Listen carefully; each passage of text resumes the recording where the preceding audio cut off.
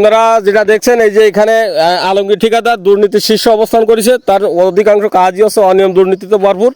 গতকালকে সংশ্লিষ্ট কর্তৃপক্ষ ইঞ্জিনিয়ার গৌতম কুমার মণ্ডল নিষেধ করার পরেও তার বিরুদ্ধাঙ্গুল দেখিয়ে ক্ষমতার বড়াই করে বিএনপি পরিচয় দিয়ে এরা এই অবৈধ কাজ মানে এক নাম্বার বি নিট দিয়ে কাজ করে যাচ্ছে। আমরা যেটা দেখছেন আমরা একটু ঘুরে ঘুরে দেখাচ্ছি আপনাদের, বিএনপির নাম পরিচয় দিয়ে এরা এই কাজগুলো করে। কথিত এই দেখেন আপনারা প্রিয় দর্শক, আমরা একটু দেখাচ্ছি এখানে দেখেন এটা হেজিংয়ের কাজ, এই যে ইট এর কোনো নাম্বার নেই। এবং গতকালকেও সংশ্লিষ্ট কর্তৃপক্ষের সাথে কথা হয়েছিল, তারা নিষেধ করছিল এবং নিষেধ করার পরেও এই ঠিকাদার তার ক্ষমতার বলে এবং রাজনৈতিক ক্ষমতা দেখিয়ে এই নাম্বার বি নিট দিয়ে এই কাজ করেছে আপনারা দেখেন।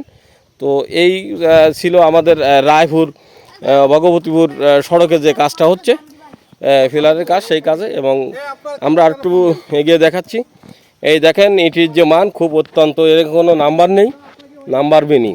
এরা এই যে বিএনপির নামধারী কিছু ব্যক্তির পরিচয় দেয় রাজনৈতিকভাবে, এবং এরা যখন আমলিক আসে তখন আমলিকের পরিচয়, এইভাবে বিভিন্ন রাজনৈতিক শেল্টারে তারা এই অবৈধ কাজগুলো করে যায়। আর এখানে আরেকটা জিনিস বলা বাধ্যতামূলক, এখানকার যে ঠিকাদার আলমগীর সে হচ্ছে দুর্নীতির শীর্ষে অবস্থান করে, তার প্রতিটা কাজেই অনিয়ম দুর্নীতিতে ভরপুর, যেটা সংশ্লিষ্ট ইঞ্জিনিয়ার অফিস থেকেও আমাদের কাছে অভিযোগটা দিয়েছে। দেখেন এখানে পিলারগুলো দেখাচ্ছি প্রিয় দর্শক, আপনাদের পিলারগুলো দেখাই।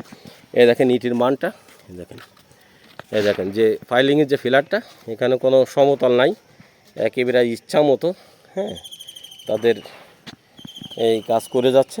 গতকালকে নিষেধ করার পরও তারা এই রাতের আধারে তারা এই কাজগুলো বলতবতে চালিয়ে যাচ্ছে।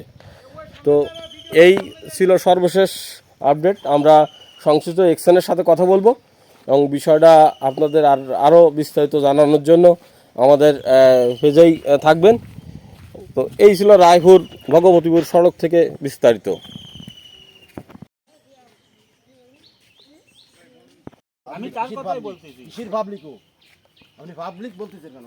আমি তো পেজে জানি অবশ্যই আপনারা না যেখানে আচ্ছা বিএনপি সভাপতি নিষেধ করেছে তারপরে কেন কাজ করেছেন কোন?